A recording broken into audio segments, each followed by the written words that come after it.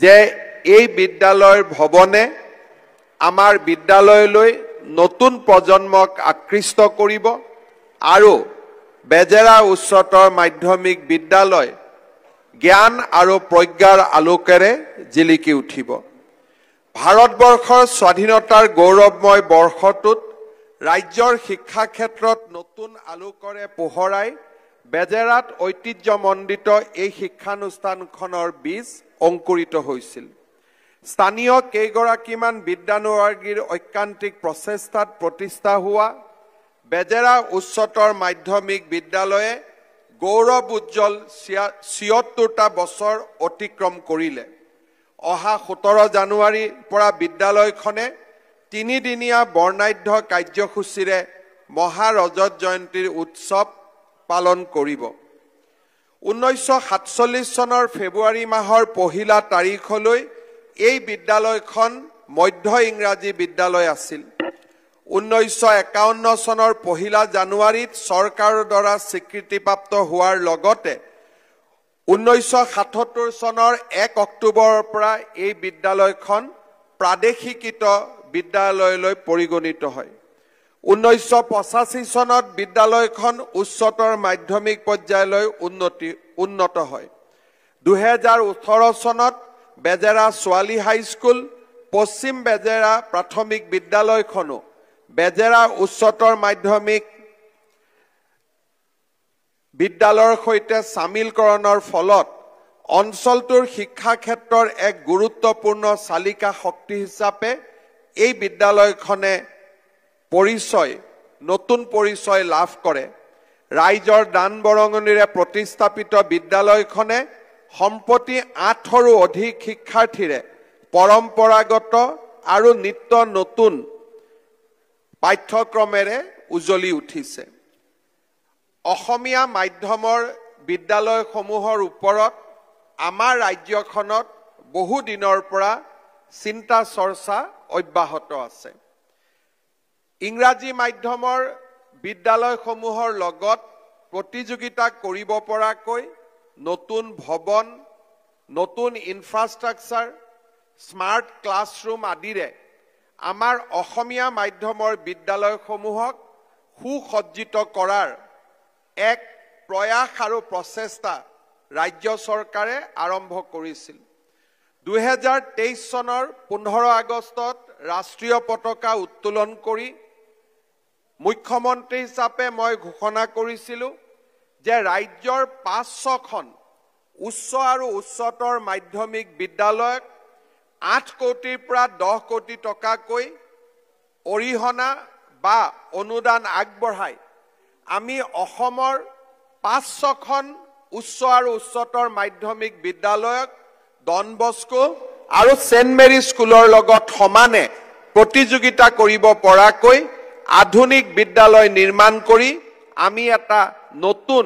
জ্ঞান আৰু প্ৰজ্ঞাৰ আলোকৰ যাত্ৰা আৰম্ভ কৰিম। আজি মই গৌৰৱেৰে সৈতে ক'ব বিচাৰিছোঁ যে প্ৰতিটো সমষ্টিৰ ৩খনকৈ বিদ্যালয় হাতত লৈ আমি ১২৬টা সমষ্টিত ৪০০খন বিদ্যালয় সুসজ্জিত কৰাৰ এক ডাঙৰ কৰ্মযজ্ঞত আমি নিজকে উৎসৰ্গা কৰিছোঁ। জালুকবাৰী সমষ্টিটো আমি সেই ধৰণে কেইবাখনো বিদ্যালয়ক সুন্দৰ কৰাৰ প্ৰচেষ্টা হাতত লৈছিলোঁ। চন্দ্ৰমোহন পাটোৱাৰী ডাঙৰীয়াই অলপ আগতে মোক তেখেতে কৈ আছিলে যে ৮৫ চনৰ সময়ছোৱাত তেওঁ যেতিয়া চীন দেশ ভ্ৰমণ কৰিবলৈ গৈছিলে এই ধৰণৰ তাতে হাইস্কুল আৰু হায়াৰ ছেকেণ্ডেৰী স্কুলৰ বিদ্যালয় দেখিছিলে আৰু সেই সময়ত আমি ১,৫০,০০০, ১.৫ লাখ, ২ লাখ টকাৰ অনুদানেৰে একোখন বিদ্যালয়ৰ লগত একোটা ক্লাছৰুম সংযোজন কৰি বিদ্যালয়খনৰ চৌহদবিলাকৰ নান্দনিক দৃশ্যবিলাকো আমি নষ্ট কৰি পেলাইছিলোঁ আৰু বিদ্যালয়সমূহত বিজ্ঞানসন্মতভাৱে কিবা এটা কৰাৰ যি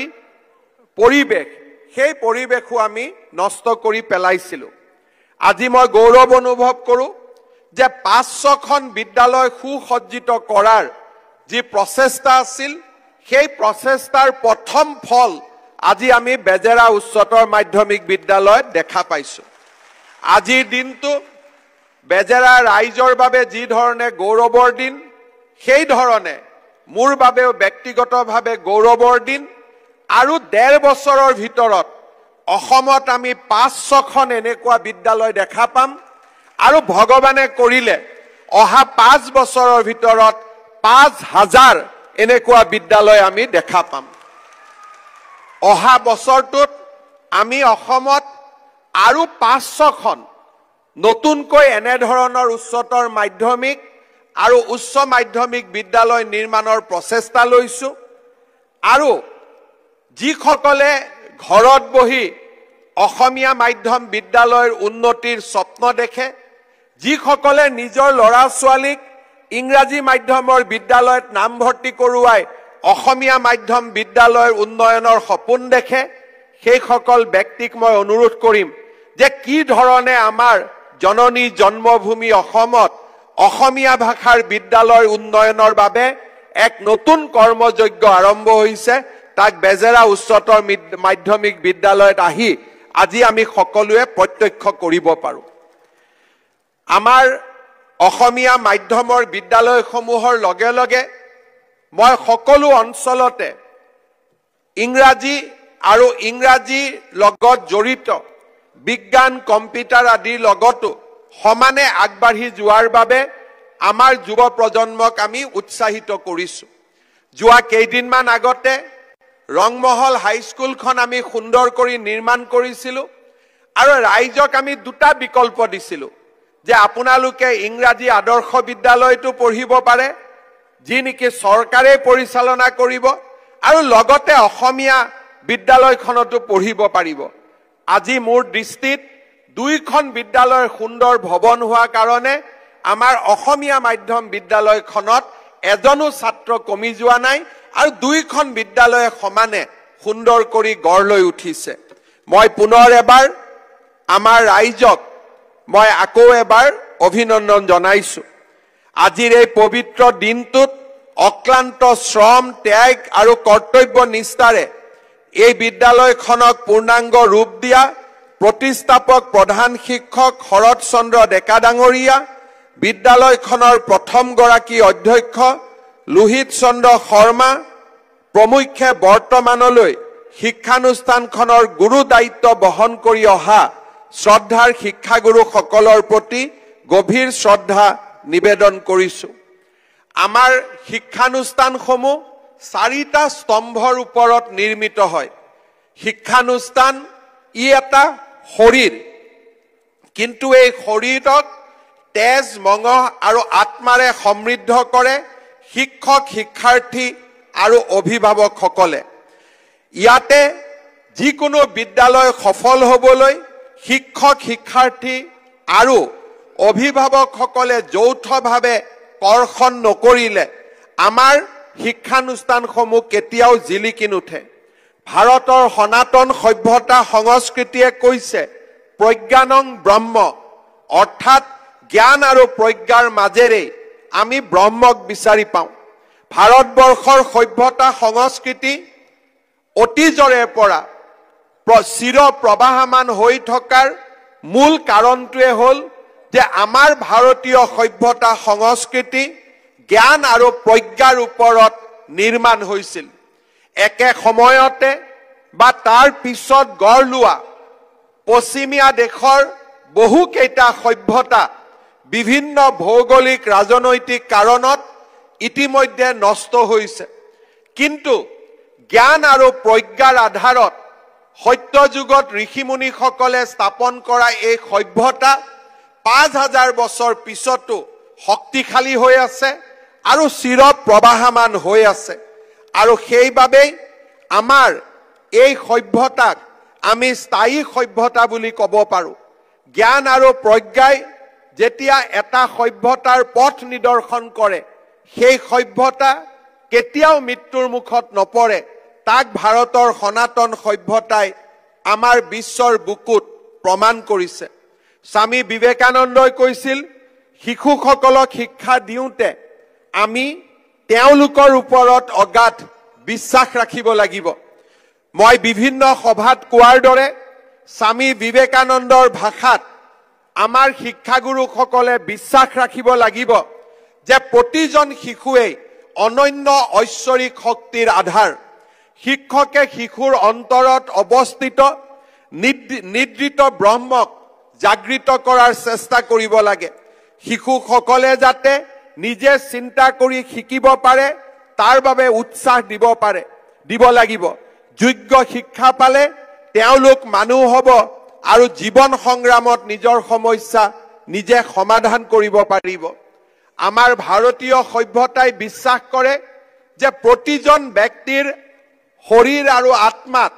এক অনন্য শক্তি লুকাই আছে। সেই শক্তিক সমুদ্ৰ মন্থনত যেনেকে দেৱতাই অমৃতৰ সন্ধান কৰিছিল, আমাৰ শিক্ষাগুৰুসকলেও প্ৰতিজন শিশুৰ অন্তৰত লুকাই থকা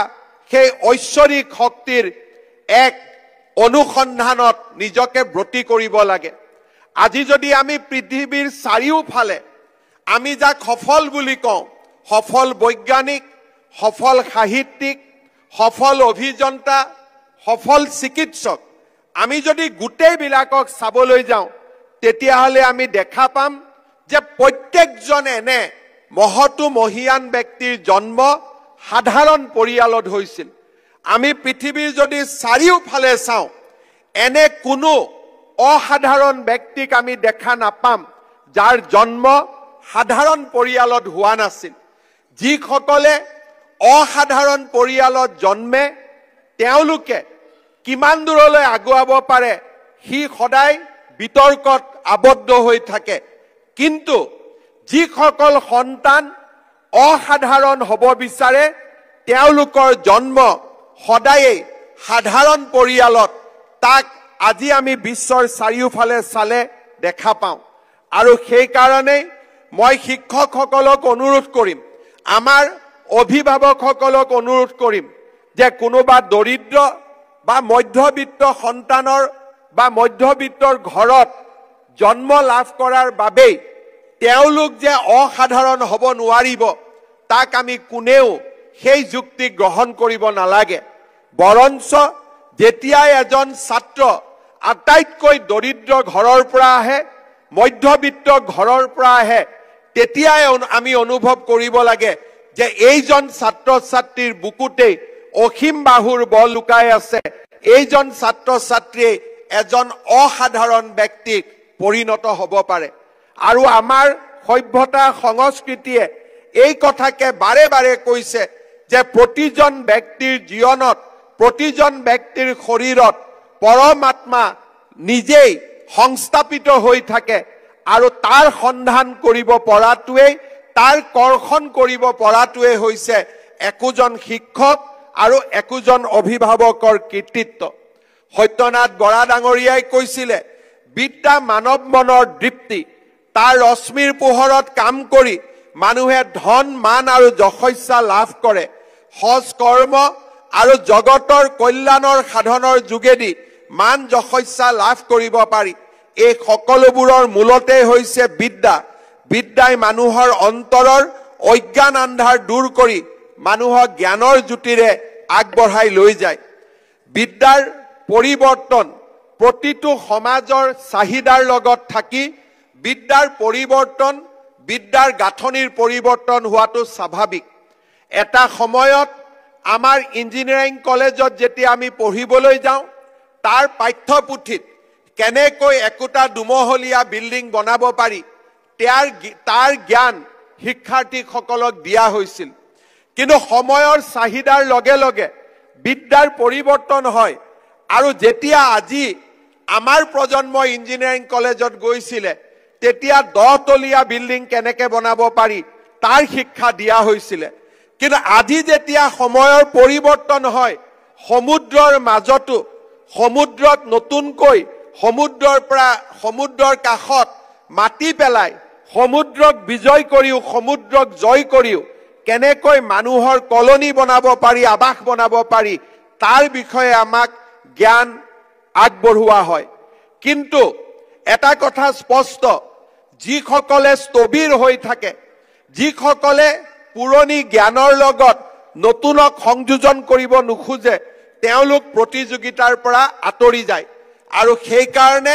আমি কোনেও জ্ঞানক লৈ কনজাৰভেটিভ হ'ব নালাগে জ্ঞানক লৈ আমি ৰক্ষণশীল হ'ব নালাগে জ্ঞানৰ দুৱাৰ আমি চাৰিওফালৰ পৰা মুকলি কৰিব লাগে যাতে নতুন নতুন জ্ঞানে আমাক নতুন ধৰণে আমাক শক্তি দিয়ে আৰু সমসাময়িক পৃথিৱীখনৰ লগত খোজ পেলাবলৈ সাহস দিয়ে যোৱা 3টা দিনত বিভিন্ন বৌদ্ধিক সভাত অংশগ্ৰহণ কৰি মই আমাৰ শিক্ষাগুৰুসকলক অভিভাৱকসকলক এটাই কথা বাৰে বাৰে কৈছো যে আমাৰ সমাজখন আমি ভবাতকৈ বহু স্পীডত আৰু বহু গতিত পৰিৱৰ্তন হৈছে আমাৰ প্ৰজন্মই যদি অকণমান সময় চিন্তা কৰে আমি আমাৰ 25টা বছৰৰ ভিতৰতে যোৱা 30টা বছৰৰ ভিতৰতে আমি ব্ল্যাক এণ্ড হোৱাইট টিভি দেখিলো ব্ল্যাক এণ্ড হোৱাইট টিভিৰ পৰা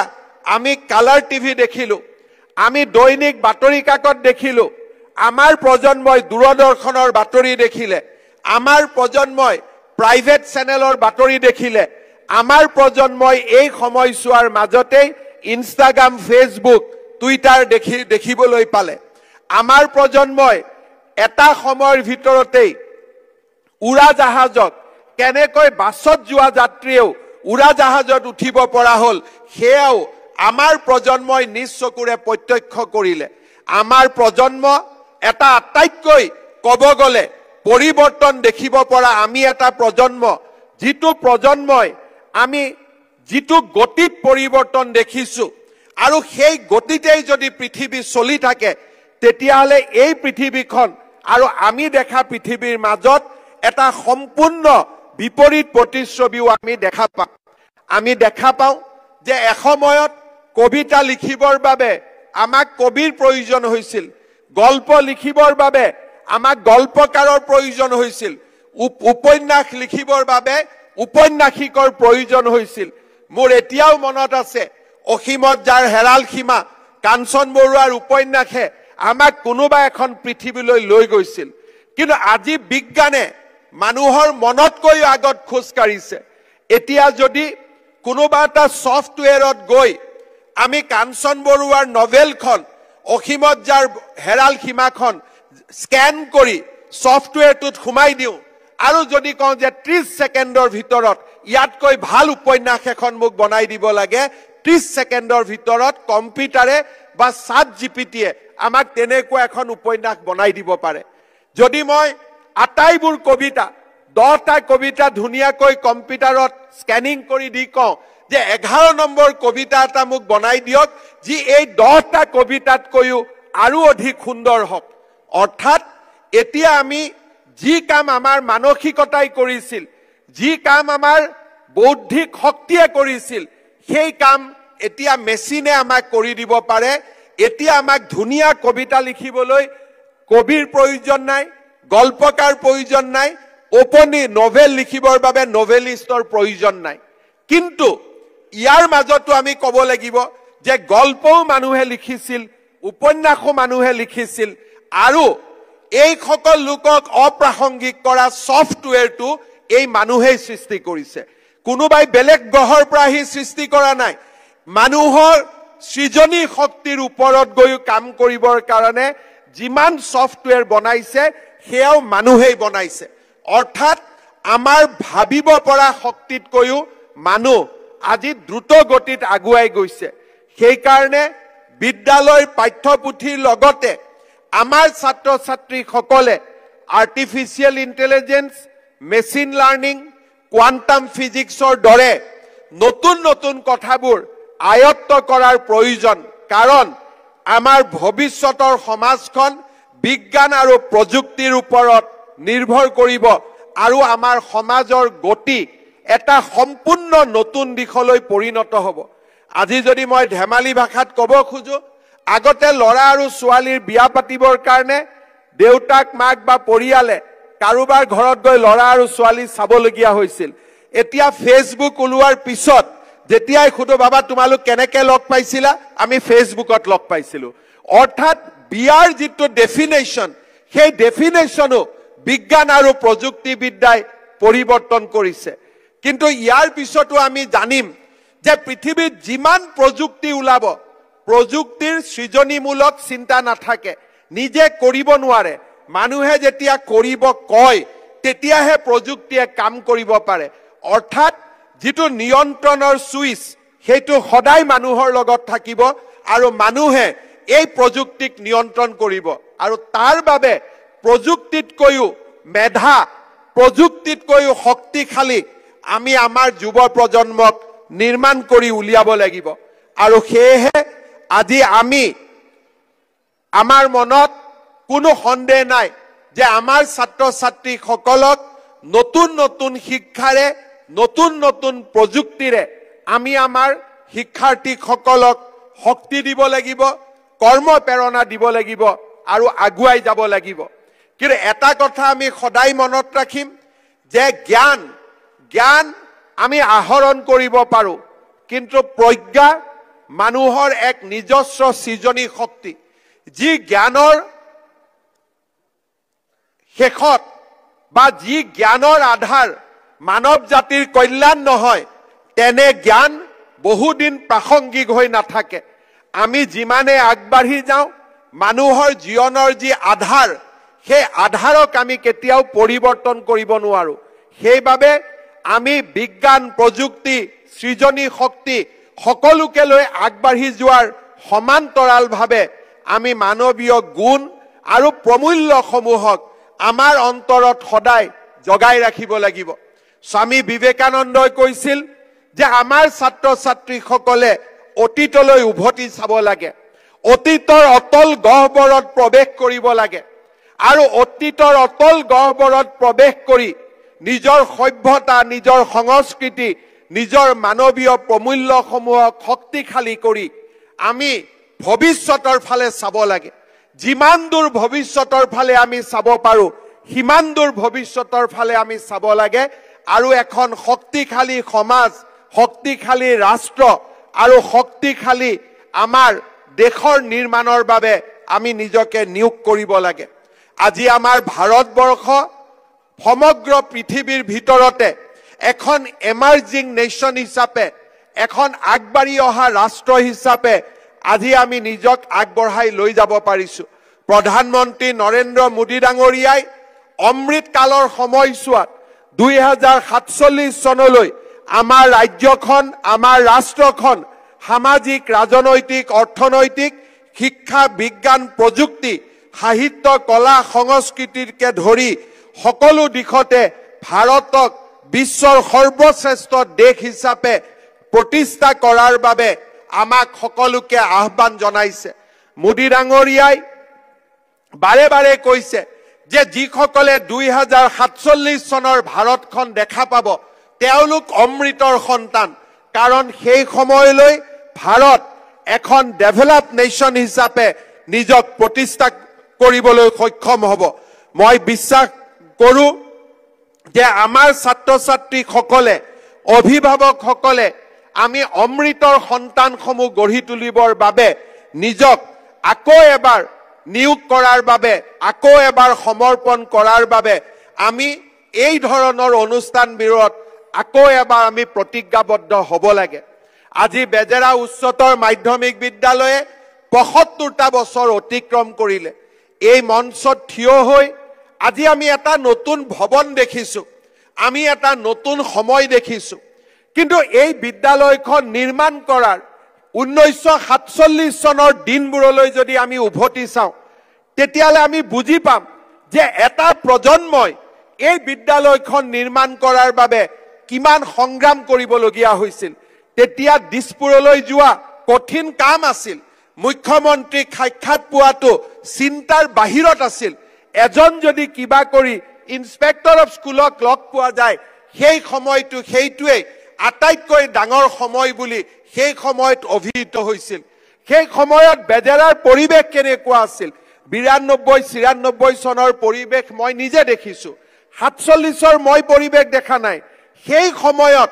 এখন বিদ্যালয়ৰ চিন্তা কৰিব পৰাটো কিমান ডাঙৰ সাহস আছিল তাক আজিৰ দিনটোত আমি আকৌ এবাৰ ৰোমন্থন কৰিব লাগিব 47 চনত শিক্ষাৰ এই আধাৰ নিৰ্মাণ কৰাৰ বাবে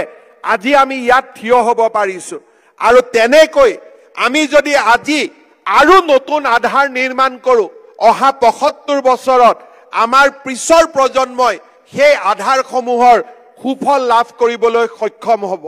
আমাৰ ৰাজ্যখন কেইটামান দিন আগলৈকে দেশৰ ভিতৰতে এখন দুখীয়া ৰাজ্যৰ পৰিচয়েৰে সমৃদ্ধ হৈ আছিল আমি স্কুলত পঢ়াৰ পৰা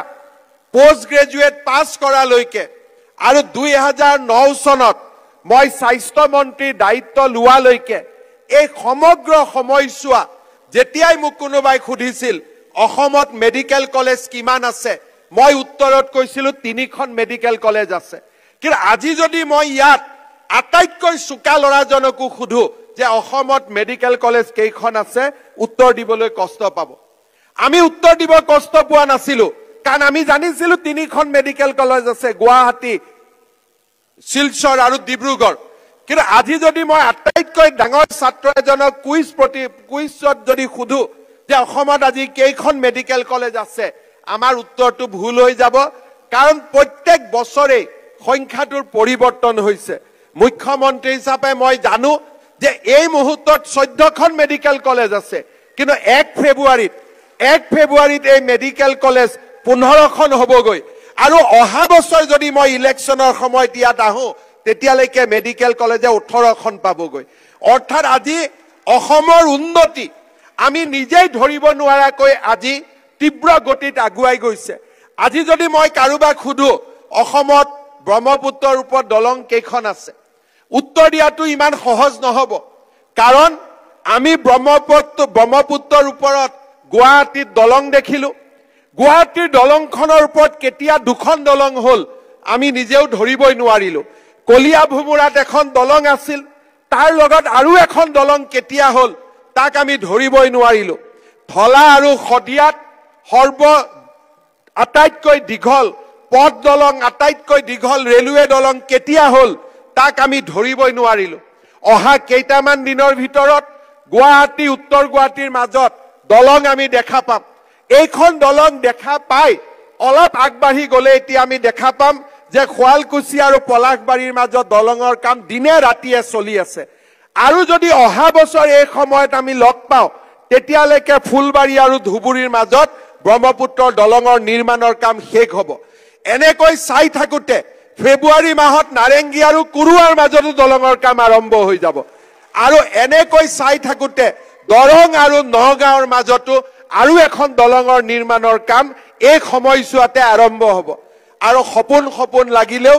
অহা কেইটামান দিনৰ ভিতৰতে নুমলীগড় আৰু গহপুৰৰ মাজত ব্ৰহ্মপুত্ৰৰ তলেদিও সুৰংগ বনোৱাৰ কাম আৰম্ভ হ'ব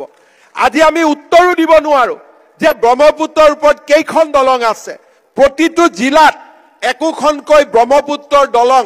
প্ৰতিটো জিলাত একোখনকৈ চিকিৎসা মহাবিদ্যালয় প্ৰতিটো জিলাত একোখনকৈ বিশ্ববিদ্যালয় আজি আমি যিমান চিন্তা কৰিছিলো তাতকৈও তীব্ৰ গতিত আজি আমাৰ সমাজখন আগুৱাইছে মোৰ মনত আছে মই যেতিয়া বেজেৰাত আহিছিলো বাইহাটা চাৰিআলিত আহিছিলো বেজেৰা মান্দাকাটাৰ ৰাস্তাটো ভাল হ'ব লাগে ইয়াৰ পৰা যোৱা হৰাইঘাটৰ চাংচাৰীৰ ওপৰত এখন ৰেলৰ ওপৰত ব্ৰিজ হ'ব লাগে এইবিলাকে আমাৰ দাবী আছিল আমি কোনেও চিন্তা কৰিব পৰা নাছিলো যে বেজেৰাৰ পৰা কুৰুৱাত গৈও আমি গুৱাহাটী উঠিব পাৰিম গৌৰীপুৰৰ পৰা ফাঁচী বজাৰত গৈ 7 মিনিটত আমি ফাঁচী বজাৰ গৈ পাব পাৰিম আৰু অলপ এয়াৰপৰ্টলৈকে যাব লাগিলে জালুকবাৰী দি নগৈ মনটো ভাল লাগিলে শুৱালকুছি দি গৈও বিমানবন্দৰত আমি উঠিব পাৰিম আমাৰ চিন্তাৰ বাহিৰত গৈ সমাজৰ উন্নতি হৈছে আৰু মই বিশ্বাস কৰো যে অহা 50 বছৰত আমাৰ সমাজখনৰ তাতকৈও বেছি উন্নতি হ'ব আজিৰ পৰা 15 বছৰ আগতে আমি যেতিয়া বাতৰি কাকত পঢ়িছিলো বাতৰি কাকতৰ প্ৰথম পৃষ্ঠাত বোমা বিস্ফোৰণৰ ফটো কোকৰাঝাৰ উদালগুৰিৰ সাম্প্ৰদায়িক সংঘৰ্ষৰ ফটো ভূমুকাৰ ধৰ্ষণৰ ঘটনা কৰবাত বোমা বিস্ফোৰণ আন্দোলন দীঘলীয়া লানি নিচিঙা আমাৰ নিৰাশাৰ বাতৰিৰে বাতৰি কাকতসমূহ একেবাৰে প্ৰথম পৃষ্ঠাটো পূৰ্ণ হৈ আছিল যেতিয়া মানুহে কোনোবা দিনা বিয়া পাতে, ঘৰত উপনয়ন লক্ষী পূজা পাতে, সিদিনাখন প্ৰতিদিন বা আন বাতৰি কাকতৰ হকাৰজনক কয় আজি ৰাতিপুৱা পেপাৰখন নিদিবি, কাৰণ বেয়া কথা চাই মাংগলিক অনুষ্ঠানত যাব মন নাযাব। সেইখন অসম আছিল। কিন্তু আজি আমাৰ অসমত আমি কি আৰম্ভ কৰিছো? Semi conductor revolution. জাগিৰোডত অহাকালি মই যাম, দিনে ৰাতিয়ে কোনোবাই যদি জাগিৰোডেদি যায় দেখা পাব ৰাতি 2টা বজাত 3টা বজাতো নিৰন্তৰ কাম চলিছে। 2025 চনত অসমৰ চিপছ, জাগিৰোডত বনোৱা চিপছে আমেৰিকাত গাড়ী চলাব আৰু আমেৰিকাৰ গাড়ীত লিখা থাকিব this chips is made in Assam. এই ধৰণৰ আজি আমাৰ সমাজখনত পৰিৱৰ্তন হৈছে। এসময়ত গুৱাহাটী ডিব্ৰুগড় বিশ্ববিদ্যালয়, এতিয়া আমি দিল্লীত গৈ মাতিছো নেইলিট ইউনিভাৰ্চিটি। নেইলিট ইউনিভাৰ্চিটি মানে কি? যিখন ইউনিভাৰ্চিটিয়ে আৰ্টিফিচিয়েল ইণ্টেলিজেন্সৰ বিষয়ে শিকায়, যিখন ইউনিভাৰ্চিটিয়ে অগমেন্টেড ৰিয়েলিটিৰ বিষয়ে শিকায়, যিখন ইউনিভাৰ্চিটিয়ে কোৱান্টাম ফিজিক্সৰ বিষয়ে শিকায়, সকলোৰে পৰিভাষা দ্ৰুত গতিত বদলি হৈছে। 50 বছৰ পিছৰ, বিশেষকৈ 47 চনৰ ভাৰত আৰু 47 চনৰ অসম, এই দুইটাকে আমি আজি কল্পনা কৰিব নোৱাৰো, কাৰণ কল্পনাই আমাক পিছ পেলাইছে আৰু কল্পনাতকৈ দ্ৰুত গতিত আমি আগুৱাই গৈছো। এই কথাখিনি কোৱাৰ উদ্দেশ্য এটাই যে সম্ভাৱনা আমাৰ সন্মুখত থিয় হৈ আছে। আগত সমস্যা আমাৰ সন্মুখত থিয় হৈ আছিল, এতিয়া সম্ভাৱনা আমাৰ সন্মুখত থিয় হৈ আছে। যিসকল ছাত্ৰ ছাত্ৰীয়ে মনতে সিদ্ধান্ত ল'ব যে মই মোৰ ভৱিষ্যতক নিৰ্মাণ কৰিবৰ বাবে মই শিক্ষাক অস্ত্ৰ হিচাপে ব্যৱহাৰ কৰিম, তেওঁৰ সন্মুখত সম্ভাৱনাৰ অভাৱ নাথাকিব। যিসকল ছাত্ৰ ছাত্ৰীয়ে জ্ঞান আৰু প্ৰজ্ঞাৰ অন্বেষণ কৰিব, তেওঁলোকৰ বাবে কোনো ধৰণৰ সম্ভাৱনাৰ অভাৱ নাথাকিব। মই আমাৰ ছাত্ৰ ছাত্ৰীসকলক আহ্বান জনাম যে আমি সকলোৱে সম্ভাৱনাৰ এখন নতুন ভাৰতত আমি থিয় হ'বৰ কাৰণে, সেইখন ভাৰতৰ বাবে কাম কৰিবৰ বাবে জ্ঞান আৰু প্ৰজ্ঞাৰ ৰাস্তাত, জ্ঞান আৰু প্ৰজ্ঞাৰ পথক আমি অন্বেষণ কৰিবলৈ সাজু হ'ব লাগে। মই পুনৰ এবাৰ বেজেৰা উচ্চতৰ মাধ্যমিক বিদ্যালয়ৰ ছাত্ৰ ছাত্ৰীসকলক, শিক্ষাগুৰুসকলক অভিনন্দন জনাইছো। এই বিদ্যালয়খনৰ যি বিকাশ বা প্ৰগতিৰ লগত যোৱা 3টা দশক মই নিজেও জড়িত হৈ আছো, আমাৰ মাজত বহুজন লোক জড়িত হৈ আছে। বহুতৰে এক জ্ঞান মন্দিৰ বা তপস্যাৰ থলী এই বেজেৰা উচ্চতৰ মাধ্যমিক বিদ্যালয়খন। এই বিদ্যালয়খনক জ্ঞান আৰু প্ৰজ্ঞাৰ এক নতুন সাধনাৰ কেন্দ্ৰলৈ ৰূপান্তৰ কৰাৰ বাবে আমি সকলোৱে একেলগে কাম কৰাৰ প্ৰতিশ্ৰুতি এই মহা ৰজত জয়ন্তীত আমি গ্ৰহণ কৰিব লাগিব। শিক্ষকৰ গুৰু দায়িত্ব হৈছে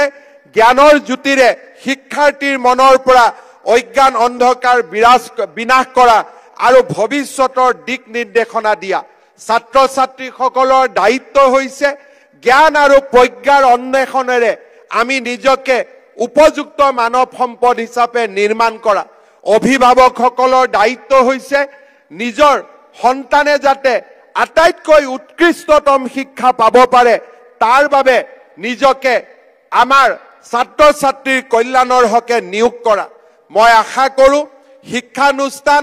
শিক্ষক, ছাত্ৰ ছাত্ৰী আৰু অভিভাৱকসকলৰ উমৈহতীয়া কৰ্ষণৰ মাজেৰে আমি বেজেৰা উচ্চতৰ মাধ্যমিক বিদ্যালয়ক জ্ঞান আৰু প্ৰজ্ঞাৰ এক নতুন মন্দিৰলৈ ৰূপান্তৰ কৰিব পাৰিম। পুনৰ এবাৰ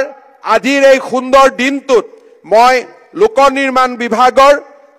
আয়ুক্ত সচিব ৰাজ চক্ৰৱৰ্তীকে আদি কৰি সমূহ বিষয়াসকলক, অভিযন্তাক আৰু আমাৰ এই বিদ্যালয়ৰ বাবে কাম কৰা কন্ট্ৰেক্টৰকে আদি কৰি প্ৰত্যেকজনকে ধন্যবাদ জনাম যে এটা সুন্দৰ সপোন এটা আজিৰ দিনটোত আমি সাৰ্থক কৰিব পাৰিলো। মই তেখেতসকলক ধন্যবাদ জনাইছো। বেজেৰা উচ্চতৰ মাধ্যমিক বিদ্যালয়ৰ অধ্যক্ষকে আদি কৰি বহুজনে যিসকলে এই ভৱনটি নিৰ্মাণত আমাক সহায় কৰিলে, তেওঁলোকক মই ধন্যবাদ জনাইছো। বহুকেইখন বিদ্যালয় আমি নিৰ্মাণ কৰিব পৰা নাই, কাৰণ বহুতো বিদ্যালয়ৰ অধ্যক্ষসকলে পুৰণা বিল্ডিংটো ভাঙিবলৈ আমাক অনুমতি নিদিয়ে। তাৰ কাৰণে আমি এনেকুৱা ধৰণে মনত ইচ্ছা থাকিও ভৱনবোৰ নিৰ্মাণ কৰিব পৰা নাই। বেজেৰা উচ্চতৰ মাধ্যমিক বিদ্যালয় পৰিচালনা সমিতি আৰু শিক্ষাগুৰুসকলে যি সাহস দেখুৱালে, মোৰ ওপৰত বিশ্বাস ৰাখিলে যে হয় মুখ্যমন্ত্ৰীৰ ওপৰত বিশ্বাস ৰাখিলে আমাৰ ফলাফল কেতিয়াও বেয়া নহয়, ভালেই হ'ব, সেই বিশ্বাসৰ বাবে আকৌ এবাৰ ধন্যবাদ জনাই মহা ৰজত জয়ন্তীৰ সকলো ফালৰ পৰা সফলতা কামনা কৰি মই মোৰ বক্তব্যৰ সামৰণি মাৰিছো।